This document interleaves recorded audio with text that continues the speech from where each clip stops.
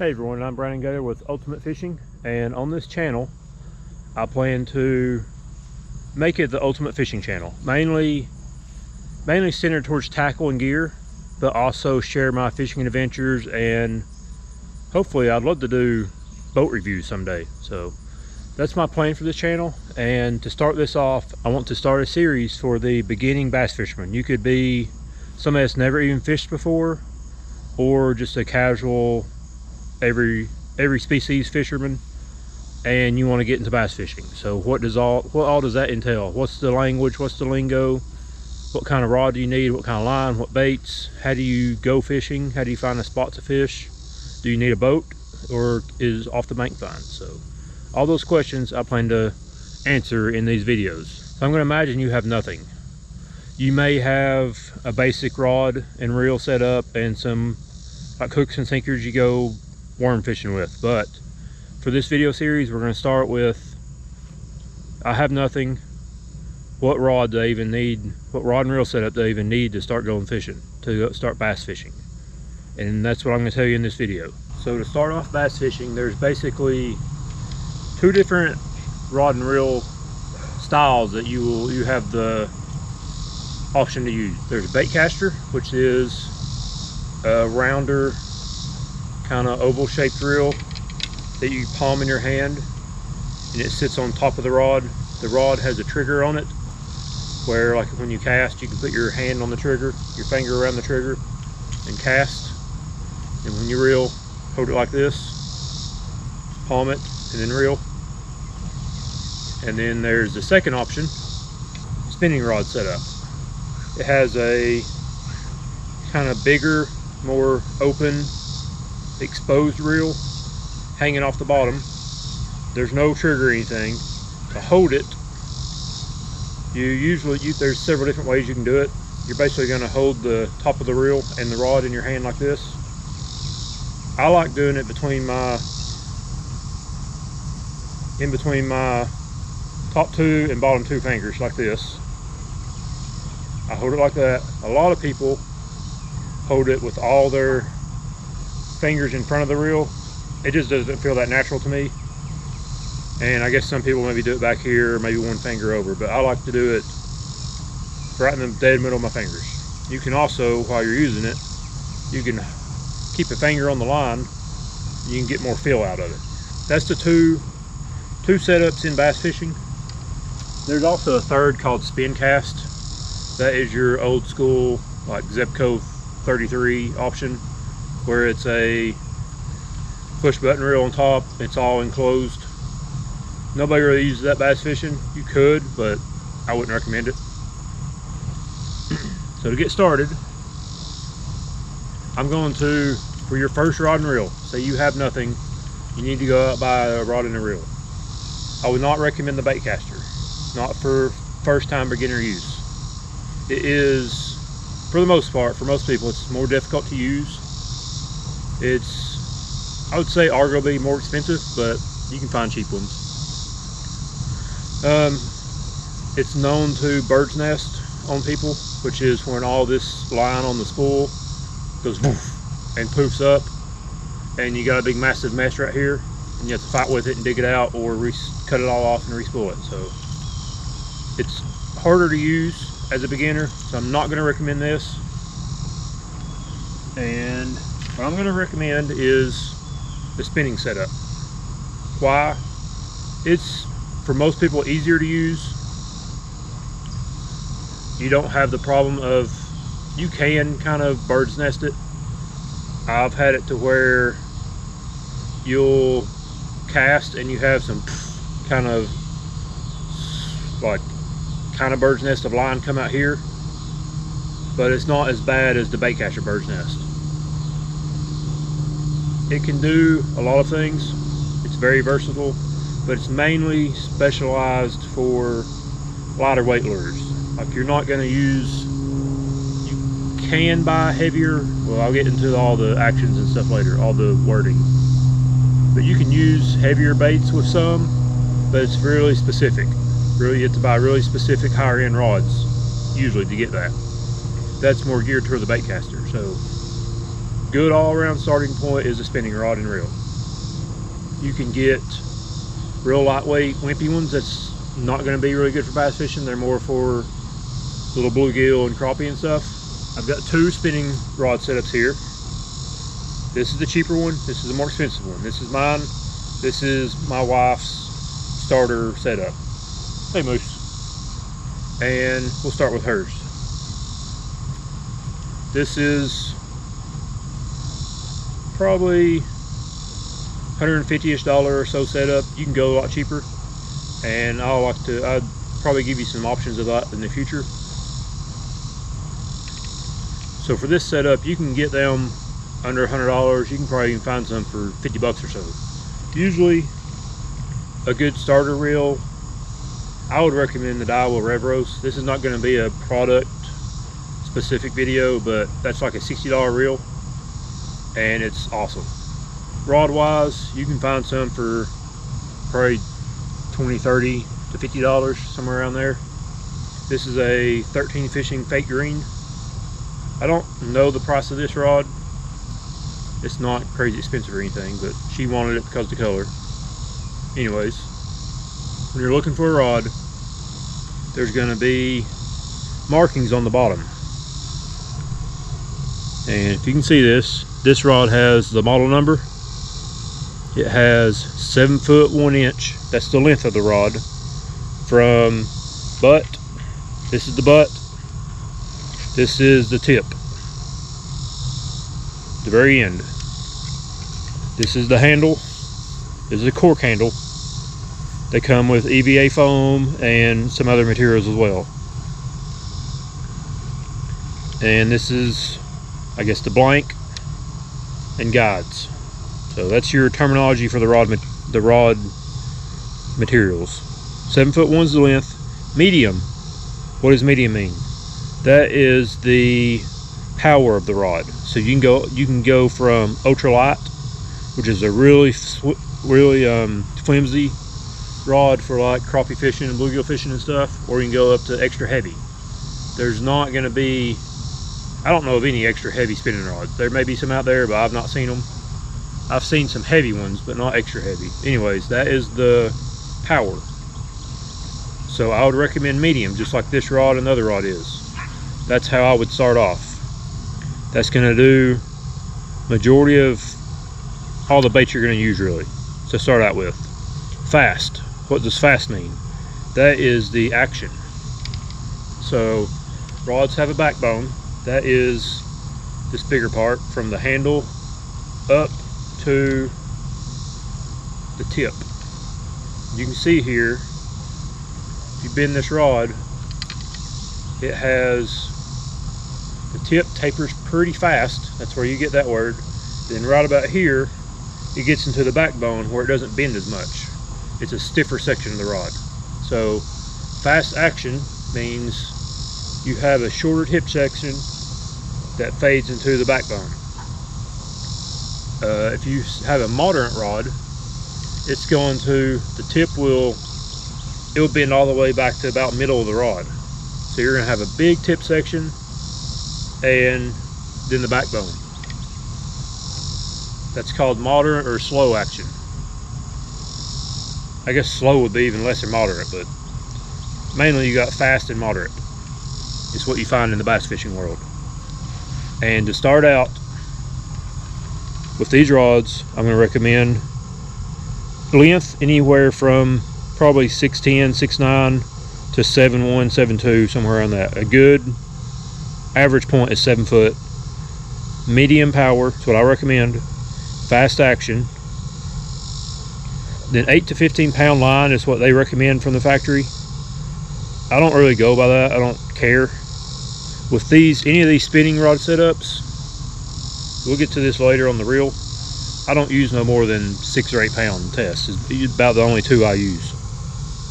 And then this is the important one that most people don't even care about. It's 1/8 to 3/8 ounce lure. So that is what they recommend for this power of rod, the bait size. If you go less than 1/8 of an ounce, it's not going to cast it as well and stuff like that. Like, you're going to need a lighter action rod. You're going to need a medium light or a light to be able to have the extra whippiness of the rod to cast that small lure. If you go more than 3/8 of an ounce, you're overpowering the rod. It'd be like your truck's rated to tow 6,000 pounds and you're towing 8,000 with it. You're overweight. You're overpowering the truck, and you could break stuff. You could, by putting a, say, 3/4 ounce lure on this rod, you're probably going to break it. Maybe not, but it's highly recommended not to put heavier lure on what the rod manufacturer recommends. So that is what you're going to see on the rod. Let's look at this Dobbins rod. This is mine. It's a higher end rod. This is about a $250 rod. And they go a little more in depth, I guess. That's the model number. 7 foot. They say 1 piece. There's going to be 1 piece, 2 piece, telescopic, multiple piece rods. I would recommend 1 piece. If you got a little car and you have to get a 2 piece, that's fine, but I'd recommend 1 piece. 8 to 17 pound line. Don't really care about that. I'm going to use 6 or 8. And then their lure, 3/16 to 5/8 ounce. Medium power, fast action. So it's the same as the other rod. And they go a little step farther. They recommend jigs, Texas rigs, Senkos, shaky heads. You may not have a clue what any of that means, but I'll tell you what all those mean in future videos. That is how you look at the description of a rod and figure out what it's, I guess, how it's made, what it's designed for, and if it's going to suit your fishing needs or not. So let's look at the tip of this rod. It's a fast action just like the other one. So you see that it bends to about right here or so, then it gets into the backbone.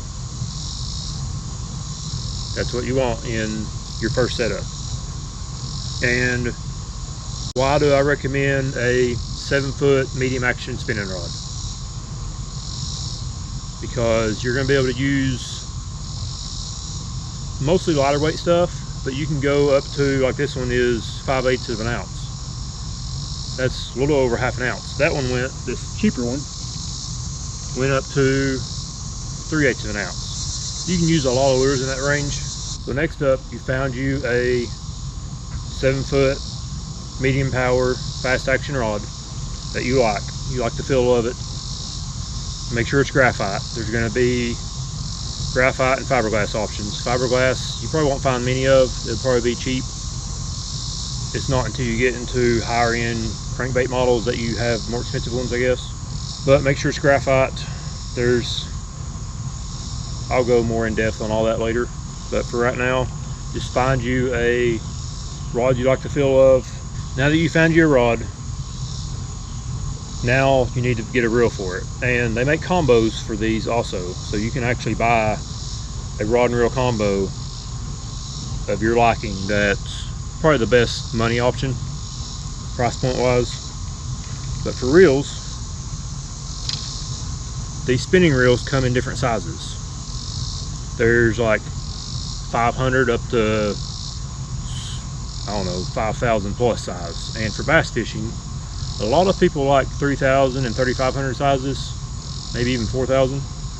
I like a 2,500 size. That's best all around to me. It's not too small, it's not too big, it's not too heavy. It's a good lightweight reel, and it's the perfect size. I've never had one feel underpowered to me for bass fishing. This is a Daiwa Procyon 2,500 size reel, and on these spinning reels you're going to see a line size chart on them usually. Like for this one is 8 pound, holds 240 yards. So you're going to want one that holds a decent amount of line like that. You don't want one that's going to hold too little line, but you also don't need one that's going to hold too much. Let's see what this other one, let's see what this one has. It says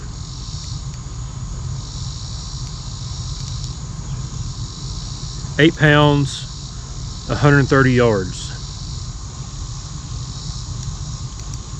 And that's acceptable. That's not nearly as much as the Daiwa, but this one's good enough. So this is a Pflueger President. This is one of the most, probably one of the most sold, most popular spinning reels ever made. This company, Pflueger, has been around forever, and the President's just a good, solid, very reliable reel. It's not as light as some of the other ones, but it's a good reel. If you were going to get one of these, I'd highly recommend it. But to me, probably as of right now in my mind, the best spinning reel for the money is a Daiwa Revros for about 60 bucks. So this Pflueger is a 30 size reel. They do their sizing a little different than other brands I've seen, but you can tell these reels are basically the same size. 2500 series or size Daiwa versus 30 series Pflueger, basically the same size. So as long as you get something about that size for this size of rod, I'd say you got a pretty good setup.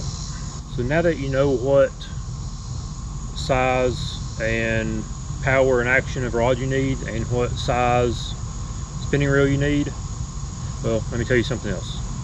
With these spinning reels, the normal way is to have the handle on the left, but you can also switch it and put it on the handle on the right. So if you're a left-handed fisherman, it may feel more natural to use your right-handed reel. Most right-handed people use their left-handed reel. So that's something else you can do with a spinning reel that you can't with a bait caster. So it's a very good versatile setup, depending on if you're right-handed or left-handed or whatever just feels natural to you. So now that you know what action, power, and length and size of reel and rod you need, now I'd recommend you going to either local bait shop, going to Walmart, going to Academy, going to Dick's Sporting Goods, going to Bass Pro Shops, Cabela's, wherever you buy fishing stuff at, and fill these rods and reels. Combos are probably going to be your best option money wise. You're going to get usually have some savings on buying them versus buying rods and reels separate. Bass Pro Shop's a good place to do that, and your local tackle store is going to have options as well usually. Walmart will too, but just be wary of Walmart. They usually have cheap junk. Every now and then you may find something good there, but it's probably going to be best to go to Bass Pro Shops or so, and you can get into a setup not like this, but you can get to a setup more like this for 100 bucks or less. Yeah, it's not as nice and fancy. You're not going to be able to feel things on the bottom and your lure and stuff working as well as a higher end setup, but it'll definitely get you started, and you can fish tournaments, you can bank fish, kayak fish, boat fish, whatever with this setup, and it's going to take you a long ways into your fishing endeavor. And in the future we will talk about what baits you can use with this setup. Next video we will talk about what line to use. There's a few different options of line, and there's one that I recommend for beginners. So that's what we'll talk about in the next video. Put in the comments below if you have any more questions about rod and reel setup, and if you want to ask me why I recommend this, I'll get into that more later in videos, but for now this is just an overview of what to know when looking for rods and reels, and the one I'd recommend to get started with. I want to end by saying that with this channel, I would really like to form a community around fishing and just the love of fishing and tackle and gear. I've started a Facebook group, which I've not built it or anything yet. I just have it. I have the name and everything built, but I don't have any content on it. I plan to grow a community there based around fishing. I plan to grow a community there, and I would like to grow it to where people share their recommended tackle and gear and maybe even have in-person meetups so we can all share equipment. Say you have this rod and reel, I have this rod and reel, we trade out, you try mine, I try yours, and I may learn that I like this one better than this one. Something cool like that. How cool would that be for a meetup? So that's a future plan I have. But for now, I'm going to be teaching you beginners what you need to get started bass fishing. And thanks for watching, and check back on the next video of what line I recommend you putting on your new setup. Thanks for watching. Remember, Jesus loves you. Bye.